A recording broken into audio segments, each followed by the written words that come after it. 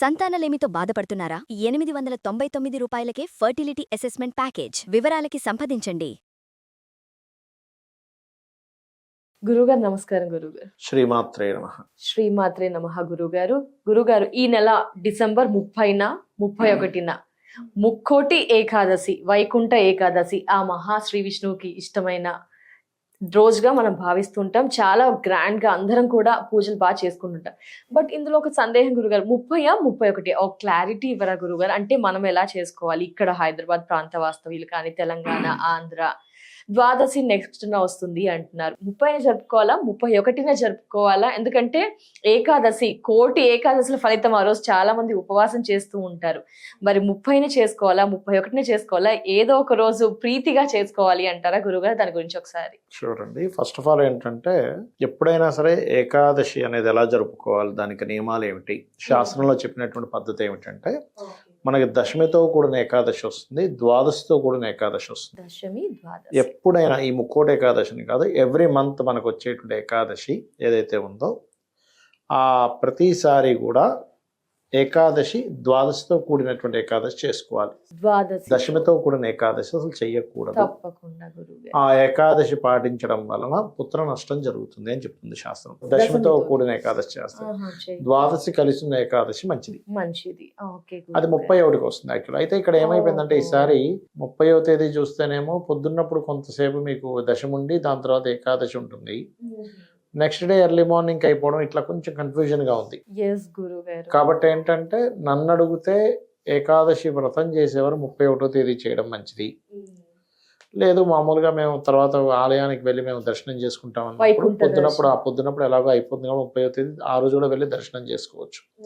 అయితే ఇక్కడ వైకుంఠ ఏకాదశి ఆ రోజు ఉత్తర ద్వారం తెరిచి ఆ యొక్క మహావిష్ణువుని దర్శనం చేసుకుంటాం. దానికి కారణం ఏమిటి? మిగతా రోజులు కావా? మిగతా రోజులన్నీ ఒకరాగే సూర్యుడు దయిస్తున్నాడు కదా అంటే, తిథిని బట్టి మనకు కొన్ని యోగాలు ఏర్పడుతూ ఉంటాయి. ఫలానా మాసంలో వచ్చేటువంటి తిథిని బట్టి ఆ రోజు మనం చేసుకునే దర్శనాన్ని బట్టి ఆ యోగం అనేటువంటిది ఏర్పడుతుంది.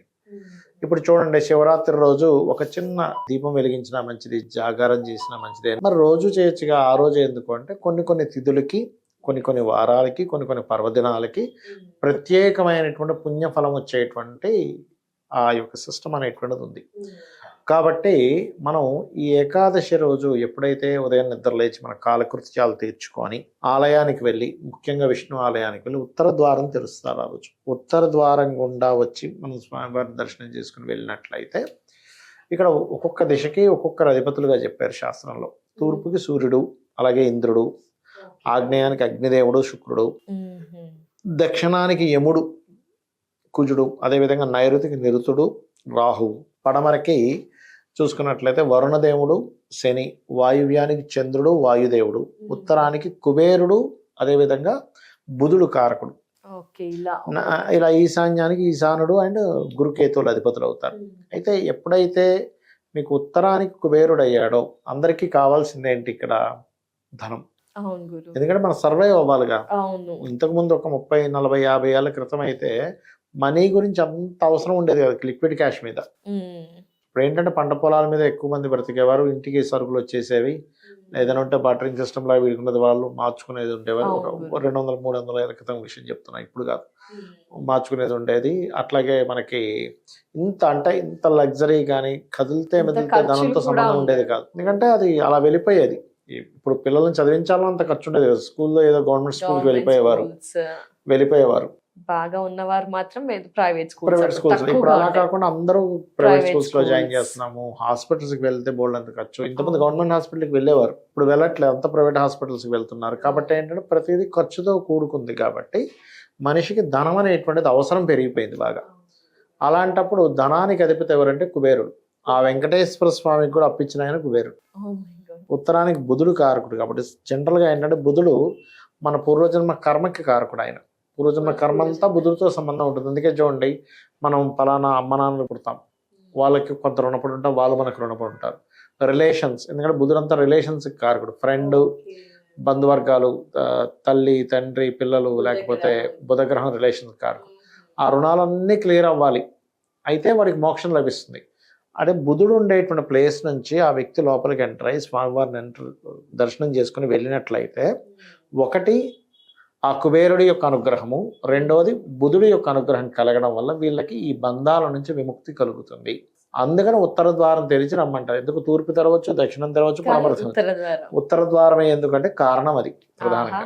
అద్భుతమైన వివరణ గురువు గారు. చాలా తెలియదు ఇప్పటి వరకు నాకైతే గురుగారు, బట్ తెలియని వారికి చాలా క్లియర్ ఇన్ఫర్మేషన్. యా అయితే అందుకని ఉత్తర ద్వారం తెరవాలి, ఉత్తర ద్వారం నుంచి మీరు చేసుకోవాలి అని చెప్పి అంటూ ఉంటారు. ఆ రోజు ప్రత్యేకంగా ఉపవాస నియమాలు, సహజంగా ఉపవాసం అంటే దేవుడికి దగ్గరగా ఉండడం అంటారు.